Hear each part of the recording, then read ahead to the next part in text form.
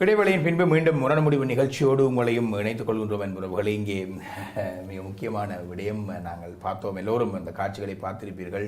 பொதுவாக இந்த ஆண் பெண் உறவு சார்ந்து குறிப்பாக இங்கே வசதி வாய்ப்புகளோடு பொருளாதார நிரம்புதல்களோடு போதிய அளவு வருமானங்களோடு வெல் செட்டிலாக இருக்கக்கூடிய வயது முதிர்ந்த ஆண்கள் இப்பொழுதுதான் வருகின்ற அல்லது ஒரு வகையான நடுத்தர வர்க்க குடும்பங்களை சார்ந்து வருகின்ற இந்த பெண்களுக்கு இந்த புதிய நாடு, புதிய நாகரிகம், புதிய மொழி, புதிய பண்பாடு, புதிய மனிதர்கள் என்று அவர்கள் எல்லாவற்றையும் அகரமிட்டு தொடங்குகின்ற பொழுது உதவி செய்வதாக நகர்த்தி கொண்டு செல்கின்ற பாதை இருவருடைய மனங்களில் ஒரு மாற்றத்தை கொண்டு வருகிறது அல்லது திட்டமிட்டு சில விடயங்கள் நகர்த்தப்படுகின்றதா என்பது போன்ற ஒரு விடயம் தான் பார்க்கிறோம். 60-65 வயதுக்குட்பட்ட ஆண் தன்னுடைய மனைவியை விவாகரத்து செய்துவிட்டு ஒரு 30-35 வயது பெண் உடன் ஒரு ஒன்றாக வாழுதல், லிவிங் டுகெதர் என்று சொல்கின்ற அந்த விடயங்களோடு இருத்தல் சம்பந்தமாக இது திட்டமிட்டு நகர்த்தப்படுகின்ற விடயம் இருக்கின்றது.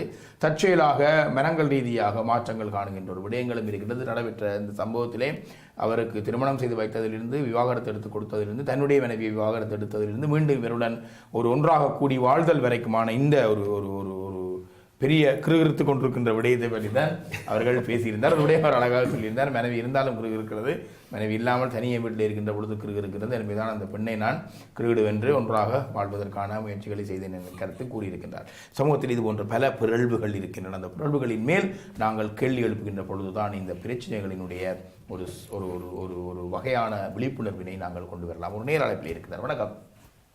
வணக்கம். யார் பேசுறீங்க? நான் ராஜன், நெதர்லாந்துல இருந்து பேசுறேன். வணக்கம் ராஜன், சொல்லுங்க. நிகழ்ச்சி பார்த்தீங்க? பார்த்தேன். இப்ப என்னன்னா, நீங்க ஆம்பளையில மட்டும்தான் குறை சொல்றீங்க. இல்ல, இங்க வேற பொம்பளை சொன்னேன் குறை. சரி, பொம்பளையில இப்ப நான் சொல்றேன், அது ஓப்பனா வரும். பொங்கலுக்கு மாதவிடா நிக்க போற நேரம் குமார் பிள்ளைகளையும் பார்க்கணும், கூடின செக்ஸ் தேவை.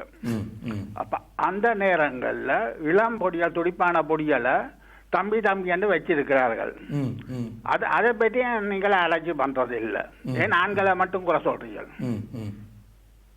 அதுதான் இந்த கேள்வி. நன்றி நன்றி நன்றி. உங்களுடைய விடயம் இல்லை, அவர் அவர் அவர் சொன்ன விடயத்தை அப்படியே தூக்கி போட முடியாது. பெண்களுக்கு மாதவிடாய் நிப்பாட்டப்படுகின்ற அந்த மாதமாக நிப்பாட்டப்பட்ட தருணத்தில் அவர்களுடைய பாலியல் உணர்வு அதிகமாக இருப்பது உளவியல் ரீதியாகவும் மருத்துவ ரீதியாக நிரூபிக்கப்பட்ட விடயங்கள். எனவே பெண்கள் அதை துஷ்பிரயோகம் செய்கின்றார்கள், தங்களிலும் பார்க்க வயது குறைந்த ஆண்களை என்ற கருத்து. இவர் தன்னிலும் பார்க்க எத்தனையோ வயது குறைந்த பெண்ணை இப்படி வைப்பதை பற்றி பேசுகின்றோம். எனவே பெண்கள் தம்மிடமில் வயது குறைந்த ஆண்களின் மீதான இப்படி தம்பி என்று பயன்படுத்தி கொண்டிருக்கின்ற விடயங்கள் அது இன்னும் ஒரு களத்திலே நாங்கள் வைத்து பேசலாம் என்று நினைக்கிறேன். ஆனால் இரண்டையுமே போட்டு குழப்பாமல் அது இன்னும் ஒரு விடயம், அது பாலியல் பிறழ்வு சார்ந்து இன்னும் ஒரு களத்திலே நாங்கள் அதை வெளிப்படையாக பேசுவோம். பாலியல் சார்ந்து, பாலியல் பிறழ்வு சார்ந்து வெளிப்படையாக பேசாத ஒரு சமூகமாக நாங்கள் இருக்கின்ற ஒரு காரணத்தினால் தான் இந்த பிறழ்வுகள் அதிகரித்து கொண்டு வருகின்றது என்பது என்னுடைய மிக ஆழமான ஒரு கருத்தாக இருக்கின்றது. எனவே இந்த செக்ஷுவல் எடியூகேஷன், பாலியல் கற்க நெறி, ஒழுங்குபடுத்துதல் நெறி எங்களுக்கு தாயகத்தில் கிடைத்திருக்கவில்லை. இங்கே எங்களுடைய அடுத்த சந்ததிக்கு கிடைக்கின்றது. எனவேதான் இந்த இந்த இந்த மூத்த சந்ததியின் சொல்லப்படுகிற எங்களிடம் 65 வயதுக்கு பின்பும் பிறழ்வு நடத்தைகள் வேற காரணமாக இருக்கின்றதோ என்று நான் அடிக்கடி சிந்திப்பதுண்டு. சரி, அந்த நேருடைய கருத்துக்களோடு நாங்கள் இப்ப நந்தா சொல்லுங்க. நீங்க சொன்ன மாதிரி எனக்கு இவரெல்லாம் பெரிய குற்றச்சாட்டு இருக்கிறது. ராமன் சொல்லி தன் பேரை வச்சுக்கொண்டு ஒரு தொழிலை செய்து, பேருக்கு அவர் சும்மா வச்சது, அம்மா அப்பா வச்சது, அவர் என்ன செய்யறது? அம்மா அப்பா ராமனா இருக்க சொல்லி வச்சது, ராவணனா இருக்கிறதுக்கு நாங்க என்ன செய்யறது? அப்படி சொல்லல. அது என்னென்னு சொல்லி சொன்னா, நீங்கள் இதை நீங்க சொல்றீங்க ராமனா இருக்கிறேன்னு சொல்லி சொன்னா, நான் இப்ப இருக்கிற பிள்ளைக்கு ராமனா தான் இருக்கிறேன். இப்ப நான் வேற ஒரு இதுவும் இருக்கு, தெரிஞ்செடுத்து இருக்கிறீங்க 30 வயசுல. அதுதான் கட்டித்தனம். இல்லை, இவ என்ன செய்யணும்னு சொன்னால், ஒரு அங்கே இருந்து ஒரு பிள்ளைகள் இங்கே வரும்போது அவர்களுக்கு ஒரு ஆதரவு தேவைப்படுகிறது. அது அவைகள் தங்களோட ஏஜ், தங்களுக்கு சில நேரம் பாதுகாப்பு இருக்காதுன்னு சொல்லி கொஞ்சம் வயசான ஆக்களோடு அந்த பிள்ளைகள் அன்பா தகப்பன் மாதிரி இல்லை சித்தப்பா மாதிரி ஒரு நம்பிக்கை வச்சு அதுகள் பழக வலிக்கிறதுகள். அதை வச்சு அந்த கல்லை எறிகிறாங்க. இந்த 60-65 வயசுக்கு ஏற்பட்ட ஆக்கள் அதை தங்கள் வசப்படுத்தி கூடுதலாக நான் பார்த்துருக்குறேன். உண்மை சம்பவம். கொஞ்சம் வயசான ஆக்கள் கொஞ்சம் இளம் பிள்ளைகளை கட்டிப்பிடிச்சு கட் பண்ணுறது பப்ளிக்லேயும். அவன் மகள் ஆனால் அவர் என்ன நோக்கத்தில் ஹக் பண்ணுறாருன்றது அவருக்கு தான் தெரியும். இல்லாட்டி 10 தேரம் செய்த நான் பார்த்தோன்றது எங்களுக்கு தெரியும். இது இப்படியான இதுகளால் பிள்ளைகளை பொம்பளை பிள்ளைகளை ஆதரவற்ற இல்லை அண்ணன் தம்பி இஞ்ச மச்சான் மாமன் இல்லாமல் வர பொம்பளை பிள்ளைகளை தங்களை வேலை கெடுத்து தங்களை அவைக்கான மற்ற பிள்ளைகள் எல்லா உதவியும் செய்து கொடுக்குறோம். அவர் சொன்ன மாதிரி டிக்கெட் போடுறதுலேருந்து ஏர்போர்ட்டுக்கு கொண்டு விடுறதுலேருந்து கூட்டி கொண்டு வர்றதுலேருந்து சில நேரம் லோன்றியில் உடுப்படுத்தும் கொண்டு வந்து கொடுப்பினான். அவ்வளோ தூரம் ஹெல்ப் பண்ணுவினான். மனைவி இருப்பா, அவருக்கு அதே அளவில் பிள்ளைகள் இருக்கும். ஆனால் இதை செய்வினான். ஒரு சின்ன ஒரு தொடுகை உணர்வை ஏற்படுத்திடுவினான். இந்த 60 வயசுக்கு மேற்பட்ட ஆண்கள் அதுக்கும் தாங்கள் ஒரு சமுதாயத்தில் ஒரு பணபலத்தோடையும் ஒரு வசதி வாய்ப்போடும் இருக்கிறவ நாளாந்த கூலி வேலைக்கு போகிற ஒரு செய்ய முடியாது. ஒரு தன்னை ஒரு கெட்ட வைக்கிறவ இதை சாமர்த்தியமாக செய்து முடிச்சிருவினான். வல்லு கிளீனாக நீட்டாக அந்த தொடுகை உணர்வுன்றது கொஞ்சம் அந்த தொடுகை உணர்வுன்றது அது உண்மையிலே ஒரு ஆண்பாலுக்கும் பெண்பாலுக்கும் ஏற்பட்டால் அது வயசு வித்தியாசம் இல்லை. ஏற்பட்டால் அது சரியான முறையில் ஏற்பட்டால் கணவன் மனைவி இல்லை தகப்பன் பிள்ளை இல்லை மாமன் மச்சான். ஆனால் இப்படி ஒரு 2 பேருக்கு ஏற்பட்டால் அது ஒரு மற்ற தொடர்பு இல்லை ஒரு சாதாரணமாக சொன்ன கள்ளத்தொடர்பு இல்லை தப்பு தொடர்பை அது கடைசி வரையும் கொண்டு வரும். இவர் கல்யாணம் செய்து வச்சான்னா அதுக்கு அந்த பிள்ளை பெற்றான்னா அந்த பிள்ளைக்கு பிள்ளை பிறந்தான்னா இந்த உறவு ஆரம்பத்தில் அவர் சொன்ன மாதிரி ஆரம்பத்தில் மீன் வெட்டி கொடுத்ததில் இருந்து என்ன பார்க்குற அடித்து கொடுக்குற வரைக்கும் இந்த உணர்வு இல்லை இந்த தொடுகை உணர்வு 2 பேருக்குள்ளேயும் ஒரு கொண்டிருக்கும் அது ஓடிக்கொண்டிருக்கும். அப்போ இதை இவர்கள் இப்படியான ஆக்கள் ராமனை போல ஆக்கள் சாமர்த்தியமாக செய்கிறார்கள். மற்றவர் அது அவருடைய கட்டித்தனமாக இருந்தாலும் இதை சாமர்த்தியமாக செய்து இல்லை இப்போ நல்லா சொன்ன விடயங்கள் ஒரு வகையான ஒரு உளவியல் ரீதியாக ஒரு பின்புலமாகத்தான் நீங்கள் இந்த விஷயத்தை நீங்கள் பார்த்துருந்தீங்க. ஆனால் நிதர்சனமாக எங்களுடைய வாழ்விலே பார்க்கக்கூடிய பல பாத்திரங்கள் இப்போ நீங்கள் சொல்கின்ற பொழுது எனக்கு பலர் உடைய உருவங்கள் நிழலாடி எனக்கும் தான் இவர் சொல்லும் பொழுது அதாவது சமயம் பார்த்து கொண்டிருக்குன்னு சொல்வார்கள் தானே. அதாவது இப்போ நீங்கள் அந்த பிள்ளையோட உண்மையாக அன்பாக இருந்திருந்தாலும் சில சந்தர்ப்பங்கள் உங்களை அறியாமல் அப்படியான நிலைமையை கொண்டு வரும். அதுதான் நான் இப்ப சொல்ல வந்தது நான் நீங்க அதோட விட்டுருக்கோணும் இதோட விட்டுருக்கோணும். ஆனா நீங்க இங்க வரையக்குள்ள ஒரு நிமிஷம் கஷ்டப்பட்டு இங்க வரையக்குள்ள வேலை கொடுக்கக்குள்ள எல்லாரும் சந்தோஷமா காட்சியல். அதே நேரத்தில் அந்த பிள்ளைய வீடு எடுத்து கொடுக்கக்குள்ள சந்தோஷமா பாத்தீங்க. கல்யாணம் கட்டி கொடுக்கக்குள்ள எல்லாரும் சேர்ந்து எல்லாரும் கல்யாணம் விட பெரிய இதா எல்லாம் செய்தது. அதே நேரத்தில் அந்த பொடியனை கூப்பிட்டதும் சந்தோஷமா இருந்தது. அந்த பொடியனும் அவள் டிவோர்ஸ் ஆகிக்குள்ளையும் ஏதோ அவன்லாம் புள்ள அதே இதுன்னு சொல்லி அந்த புள்ள அனாதரவா இருக்கக்குள்ள யார் நின்றது அந்த அம்பேக்களை உதவி செய்தா அவன் கட்டவனும் வேலை எடுத்து கொடுத்தது ஓகே வீடு எடுத்து கொடுத்தது வேலையை காட்டினதுதான் பிள்ளை. எங்க உதவியை வரைக்கும் அந்த உதவியை நாங்க தவறுன்னு சொல்ல வரையில நீங்க அதை உதவியா செய்துட்டு நீங்க என்ன செய்றீங்க உங்களோட உங்களுக்கு இருக்கிற பிள்ளைகளையும் உங்களோட வாய்ப்பை நீங்க டிவோர்ஸ் எடுத்து உங்களுக்குள்ள பிள்ளைகளையும் நீங்க விட்டுட்டு உங்களை வாய்ப்பை நீங்க டிவோர்ஸ் எடுத்து போட்டு திருப்பி இங்க வாரீங்களா நீங்க உதவி தான் செய்தீங்களான்ற கேள்விக்குறி தான் திரும்ப நீங்க அது கேள்விதான். எந்த எக்ஸ்பெக்டேஷனும் இல்லாமல் உங்களோட அந்த உதவி நடந்திருக்க சாத்தியம் இல்லை. நீங்க செய்யல நீங்கள் நினைக்கிறீங்க எக்ஸ்பெக்டேஷன் இல்லாம ஒரு ஆள்ல ஒரு பாசம் வாரதோ ஒரு அன்பு வாரது சர்வசாதாரணமா இருந்தால்தான் பாசம் பெருமண்டி இல்லை. இப்ப நீங்க சொல்றீங்க அந்த பிள்ளையில உங்களுக்கு இருக்கிறது பாசம் இருந்தது. இப்ப வேற இப்ப இல்ல என்னதான் இருந்தாலும் ஆரம்பத்துல இருந்தது சர்வசாதாரணமான ஒரு சின்ன ஒரு பாசம் இருந்தது. அதை கிரியேட் பண்ணி விட்டது சமுதாயம். என்னன்னு சொல்லி சொன்னா சேர்த்து விட்டார். அதான் சொல்ல வர மனசு கத்தி சேர்த்து எப்படி நீங்கள் இந்த பிரச்சனைக்கு நீங்கள் சமுதாயத்தை எப்படி மீன் என்ற மனசி எங்களுடைய ஆக்கள் எல்லாரும் சேர்ந்துதான் இதை உருவாக்கி விட்டது ஒரு விஷயம். என்னண்டா வரையக்குள்ள எந்த நேரமும் அதை போட்டு நை கதைச்சு கொண்டு கேட்கல மண்டபுரைக்கும் மண்டபுரைச்சு இப்ப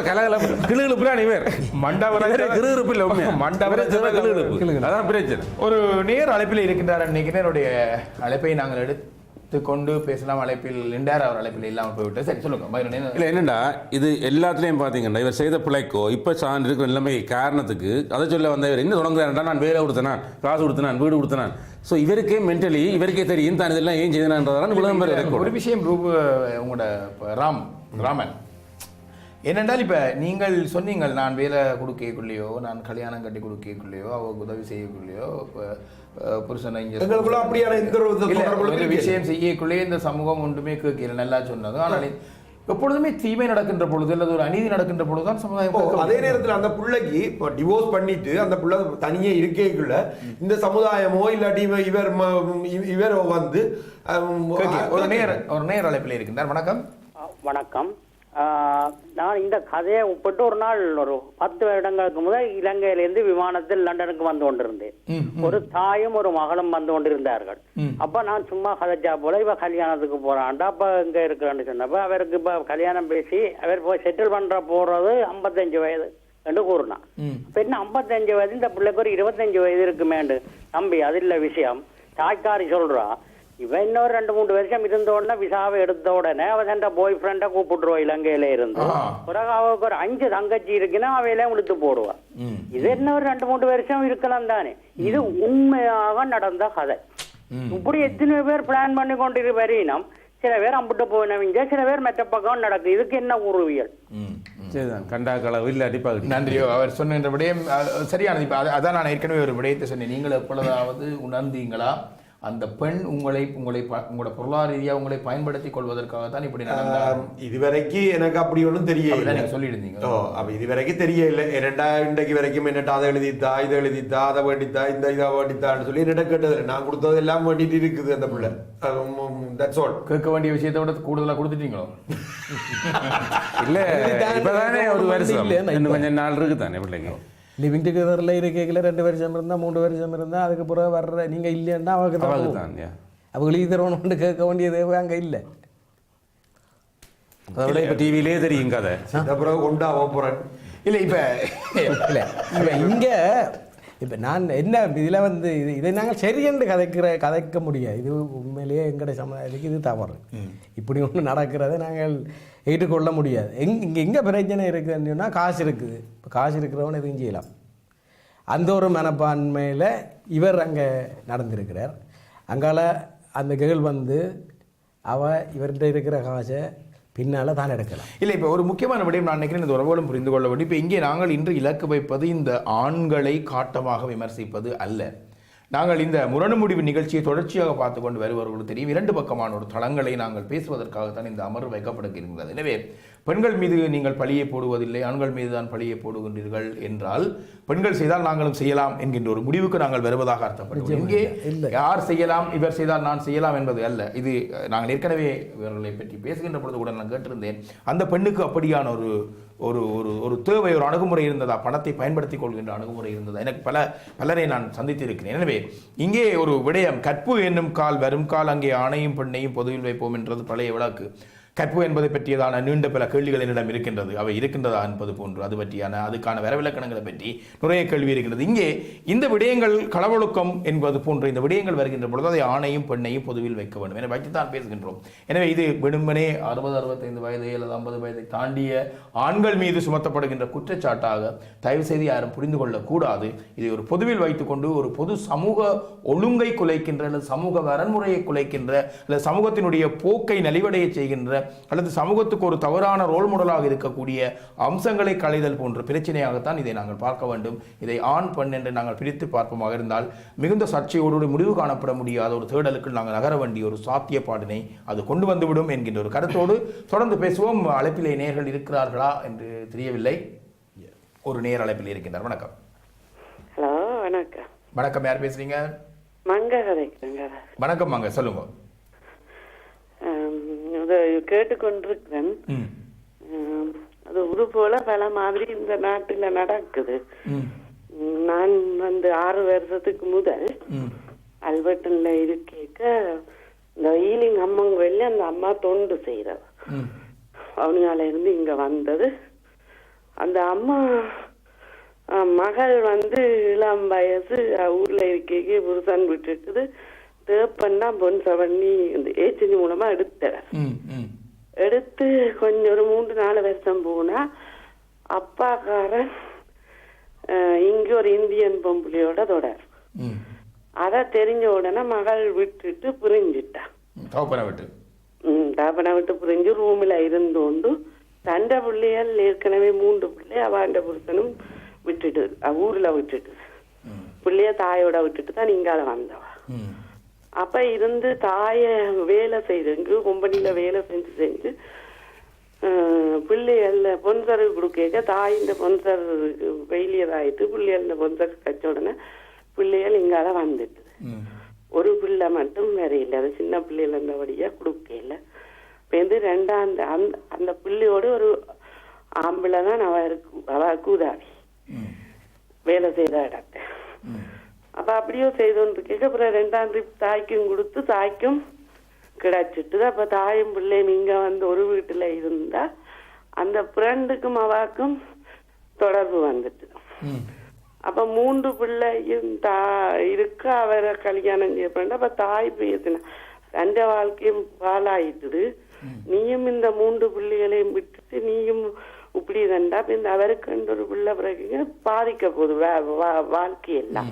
இந்த நாடுகள்ல வந்து இதோ எல்லாம் நடக்குதுன்னு சொல்லி ஏதோ சண்டை பிடிச்சு இதுக்கு நான் சம்மதிக்க மாட்டேன் அப்படி இப்படி வந்து அவ பொலுசுக்கு அடிச்சு விட்டுங்க. பொலுசு வந்த உடனே பொலுசு வந்து கேட்டு விசாரிச்சு பார்த்து 3 பிள்ளைகள் பிள்ளை சாமர்த்தியப்படுற வயசு. அப்ப அவன் வந்து கல்யாணம் செய்யாதவன். சரி என்று பொழுது சொல்லிச்சு இந்த நாட்டுல 100 கல்யாணம் செய்யலாம் நீங்க ஒன்னும் கதைக்கல அம்மாண்ட. அம்மா பிடிச்சு வழியில விட்டாச்சு. அம்மா வந்து கொஞ்ச நாளா 6 மாதம் ஆகல. அம்மாக்கு இருக்க இடம் தெரியல. வந்து அல்பர்டன்ல இறங்கி அப்படி இப்படின்னு இருந்தா இவற்ற ஃப்ரெண்ட் ஒண்ட பிடிச்சு அப்ப இருக்க இடம் இல்லை. அப்ப இவருக்கு அந்த பெடியன் போன் அடிச்சு அப்ப எங்கட வீட்ட இடம் இருந்த அப்ப என்ன கேட்காம அப்ப இந்த என்ன கத்துமட்டு இந்த எனக்கு வீட்டை வந்து அந்த படிக்கனுடைய வந்து கேட்டு சரி கொடுத்தேன். நான் அப்ப வேலை செய்யறேன் நைட் வேலை. அப்ப அந்த அம்மா வந்து அழுது இப்படி பிள்ளை இங்க நடக்குது என்று சொல்லி அப்ப சரி இதுங்கொண்டு என்ன பிரச்சனையோ தெரியா ஒரு பொம்புல நடு ரோட்ல நிக்க கூடாண்டு வீட்டுல விட்டேன். விட்டு ஒரு 3-4 மட்டும் அவன் ஸ்டோரியை எடுத்தா நான் சொன்னேன் உங்களோட வாழ்க்கை சரி. அதுக்கு முன்னா எங்கேயோ ஒரு இடத்த இரவு போய் தங்கி இருக்கா. அங்கேயும் ஒரு ஆம்பளை பிரச்சனைக்கு போயிட்டார். மனுஷி பயத்துல வலிக்கிட்டு அந்த கிளவியோட வலிக்கிட்டு ரோட்டுக்கு வந்து அப்புறம் எந்த வீட்டை வந்தது. அப்ப எந்த வீட்டு ஒரு பிரச்சனையும் இல்லை. ஒரு 5 மாதம் இருந்து அட்வைஸ் கொடுத்தேன். சரி அது இளம் வயதுதான் இந்தியா பொழுதுக்கு போனா அப்படித்தான் சொல்லுவாங்க. நீங்க கொஞ்சம் பொறுமையா இருங்கோ பொறுத்திருங்கோன்னு சொல்லி பேருந்து அவ ஊருக்கு திரும்பி போவ வலிக்கிற அளவுல அம்மன் கோயில்ல தொண்டு ஈலிங்கம்மங்கள்ல அம்மன்ல போய் நேர்த்திய வச்சு இரண்டும் கொண்டு சாமர்த்தியப்பட்டுட்டு பிள்ளை எந்த ஒரு ஃப்ரெண்டு விட்டாங்க கூப்பிட்டு வச்சு. சரி நன்றி நன்றி நன்றி. நாங்கள் புரிந்து கொள்ளும். இந்த அந்த கதை தொடர்ந்து நகர்ந்து செல்லும். இப்பொழுது எங்களுடைய தேவை கதைகளை கேட்பது அல்ல, இந்த இந்த இந்த சம்பவங்களுக்கு ஊடாக ஒரு புதிய மாற்றத்துக்கான அல்லது இந்த இந்த முரண்பாடுகளை இந்த சிக்கல்களை எப்படி தீர்த்து கொள்ள அவர் சொன்னதை போல போலீஸையிடம் அணுகுவது ஒரு சரியான தீர்வினை தராது என்பது போன்ற விடயம் தான். அவர்கள் சொல்வார்கள் ஒருத்தர் எத்தனை கல்யாணம் கண்டலாம் அவை 2 பேரும் விருப்பம். அந்த பிள்ளை ஃபோர்ஸ் பண்ணி ஹராஸ்மெண்ட் இருந்ததா அல்லது வந்து அண்டர் 18 அவைக்கான அபியூஸ் பண்ணப்பட்டதா இல்லை என்றால் பிரச்சனை இல்லை. வாகனத்திலே பார்ப்பதற்கான பிரச்சனை இல்லை. இப்போ எனவே அதனால தான் சொன்னேன். இப்போ இந்த விஷயங்களை நீங்கள் கேட்கலாம். இந்த ராமன் கேட்கலாம், நீ உமக்கு என்ன பிரச்சனை, அவன் கேஸ் விரும்பினா அவ கேஸ் போட்டு அவ விருப்பமுடைய இருக்கிறான்னு கேட்கலாம். ஆனால் இப்பொழுது நாங்கள் இப்படிப்பட்ட தனிப்பட்ட மனிதர்களினுடைய சுய விருப்பத்திலே நடக்கப்படுகின்ற இந்த விடயத்தினை ஏன் பொதுவெளியிலே கதைக்கின்றோம் என்று சொன்னால் இதை நாங்கள் அங்கீகரிக்க போகின்றோமா, இதை ஒரு ரோல் மாடலாக நாங்கள் எல்லோரும் பின்பற்ற போகின்றோமா? அதற்கு நாங்கள் இந்த சமூகம் ஆம் என்று சொன்னால் இந்த பிரச்சனை ஒரு பொது பிரச்சனையாக கதைக்க வேண்டிய பிரச்சனையே அல்ல. ஆனால் நாங்கள் மார்பு தட்டி கொண்டு நாங்கள் தனித்துவமானவர்கள், ஏதோ ஒன்றினுடைய ஒரு பிம்பமாக வாழ்பவர்கள், ஒரு நீண்டகால வரலாற்றை கொண்டவர்கள், கல்தோன்றி மண் தோன்றா காலத்தில் முன்தோன்றிய மூத்த தமிழில் இருந்து மிகப்பெரிய ஒரு பாரம்பரியம் இருக்கின்றது என்று மார்பு தட்டி கொள்ளப் போகின்றோம் என்று சொன்னால் இரண்டையும் ஒரே நேரத்திலே ஒரே தராசிலே வைத்து பார்க்க முடியாது. எனவேதான் இந்த சமூகத்தினுடைய ஒரு மாடலாக இது மாறிவிடுமோ என்கின்ற அச்சம் பொதுத்தளத்திலே பேச வேண்டிய ஒரு தேவையை தந்திருக்கின்றது. நல்லது, நிகழ்ச்சியை நிறைவு செய்ய வேண்டிய ஒரு பொழுதுக்கு வந்திருக்கும். இறுதியாக நீங்கள் ஏதாவது இல்லை, இப்போ நாங்கள் சொன்னபோது பெண்களிடம் இது பெரிய குற்றச்சாட்டு இருக்கின்றது. ஆனால் இது கழிச்சால் இந்த டைம் காணாது. இருந்தாலும் இங்கே வருகின்ற பெண்களோ இல்லை அங்கே இருந்து வர பெண்களோ இன்று கற்புக்கு என்ற மத்தியால் தங்களோட வசதியான வாழ்க்கை அந்தஸ்து, நாங்கள் ஒரு வெளி உலகத்துக்கு வந்துட்டோம், ஃப்ரீடம், எங்களுக்கு ஒரு ஃப்ரீடம் இருக்குது, நாங்கள் என்னவும் செய்யலாம், யார் கேட்குறது, ஹஸ்பண்ட் செய்ததாக நீ யார் கேட்குறது, நான் இன்ன ஃப்ரெண்டோட போயிட்டு வந்தேன், நான் பாட்டிக்கு தான் போனான், இல்லை கிளப்புக்கு தான் போனேன், நீ யார் கேட்குறது, இங்கே போகலாம். அண்டு பெண்கள் வந்து தங்களோட நிலைமையை, எங்களுடைய கலாச்சார நிலைமைகளை விட்டு வெளியே வந்து இங்கத்தைய கலாச்சாரத்தோட பிணைஞ்சு தங்களுக்கு ஒரு ஃப்ரீடம் இருக்கின்றதால பெண்கள், அவர் சொன்ன மாதிரி பெண்களிடம் நிறைய தப்புகள் இருக்கு. நாங்கள் தொடர்ந்து பேசுவோம். அது இன்னொரு தளத்தில் ஒரு முக்கியமான விடயம், பெண்கள் கலாச்சார தளத்தை விட்டு வெளியே வருகின்றார்கள் என்றால் பெண்கள் ஒரு சிங்கத்தோடோ புலியுடனோ மானுடனோ கரடியுடனோ கலாச்சாரத்தை விட்டு வெளியே வரவில்லை, அதே கலாச்சாரத்தில் இருக்கக்கூடிய ஒரு ஆணுடன் விட்டு தான் வெளியே வருகின்றார். எனவே இந்த விடயங்களை பற்றி பேசுகின்ற பொழுது ஆணையும் பெண்ணையும் பொதுவில்லை, அவள் மிருகத்துடன் கலாச்சாரத்தை விட்டு வெளியே செல்லவில்லை, என்னும் ஒரு தமிழ் மனிதனுடன் சென்றிருக்கிறாள் அல்லது எங்களுடைய சமூகம் சார்ந்தவுடன் சென்றிருக்கிறார் என்பதிலே மிக ஆணித்தரமான ஒரு புரிதல் எங்களுக்கு வேண்டும் நினைக்கிறேன். நிகழ்ச்சியினுடைய நிறைவுக்கு இறுதியாக சொல்லுங்க, ரூபதாசா சொல்லுங்க. கரெக்ட் இல்லை, எனக்கு உண்மையாக வேற பேசிக்கலே கொஞ்சம் கவலையாக இருந்தது. என்னடா அது நாடகத்தில் கேட்கக்கூடாது. என்னடா உண்மையாக ரெண்டு கை தட்டாமல் ஒரு நாள் சத்தம் வந்திருக்காது. அதே நேரம் நாங்கள் எங்கட காதில் ஒரு சைடில் கேட்கறத கேட்டு போட்டு நாங்கள் இட்டு கட்டுறது, ரெண்டு பக்கமும் ஏதாவது பிள்ளை இருக்கும், இல்லை ரெண்டு பக்கமும் நியாயம் இருக்கும். மறுபடியும் நாங்கள் ஒருத்தரை சாடுறதோ இல்லாட்டி இந்த வயசு 3 ஆக்களை சாடுறது கிட்டத்தட்ட எங்கள்கிட்ட காசு இல்லை, அவன் வாழ்றான்றதை பார்த்து போட்டு அந்த எரிச்சல் கதைக்கிறார்கள் நிறைய பேர். நீங்கள் சொல்றீங்க 2+ இருந்தாலும் ப்ளஸ் தான், 2- இருந்தாலும் ப்ளஸ் தான். அதான் என்ன உண்மையில வந்து யாரும் தனியாக ஒரு பக்கம் பெற கருத்து இருக்குதுன்னு இப்போ எங்களோட சமுதாயத்தில் அண்ணன் தம்பி மாமன் மச்சான் அப்படின்னு சொல்லி இருக்கிறபடியா இப்போ என்ன ஒரு மச்சாலை வந்து கல்யாணம் பண்ணி முடிக்கலாம் என்று அமைச்சு வச்சிருக்காங்க. அதே நேரத்தில் அண்ணனை வந்து கல்யாணம் முடிக்கலாம்னு சொல்லி சொல்ல இல்லை. அதாவது உண்டை விட்டு அண்ணன் என்று சொல்லி சொன்னாலும் அதை கல்யாணம் முடிக்கணும்னு சொல்லி சொல்ல இல்லை. அதாவது உண்டை விட்ட தம்பி என்று சொல்லி, அதாவது தம்பியை கல்யாணம் முடிக்கலாம்னு சொல்லி ஒரு பொம்பளைக்கு சொல்ல இல்லை. அப்ப அதுக்கு கொண்டு ஒரு வரமுறை இருக்குது. இப்ப இவருக்கு 65 வயசா இருக்குமா இருந்தா அவர் 30 வயசுன்னா ஆல்மோஸ்ட் அதுக்குள்ளதான்.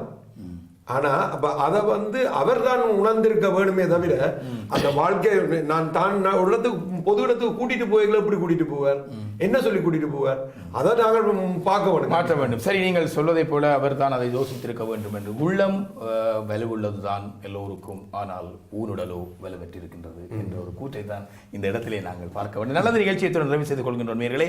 மீண்டும் புதியதொரு வாரத்திலே புதியதொரு சமூக முரணுடன் உங்களை சந்திப்போம். அதுவரை இங்கே வந்திருக்கக்கூடிய கருத்துரையாளர்கள், கலைஞர்கள் அனைவருக்கும், அழைப்பிலே வந்து கொண்ட உங்களுக்கும் நன்றியை கூறிக்கொண்டு நிகழ்ச்சியை நிறைவு செய்து கொள்கின்றோம். மீண்டும் மற்றும் ஒரு வாரத்திலே புதியதொரு கருப்பொருளுடன் உங்களை சந்திப்போம். அதுவரை உங்களிடம் விட்டுக் கொள்ளும் சாம் பிரதீபன். நன்றி உறவுகளே.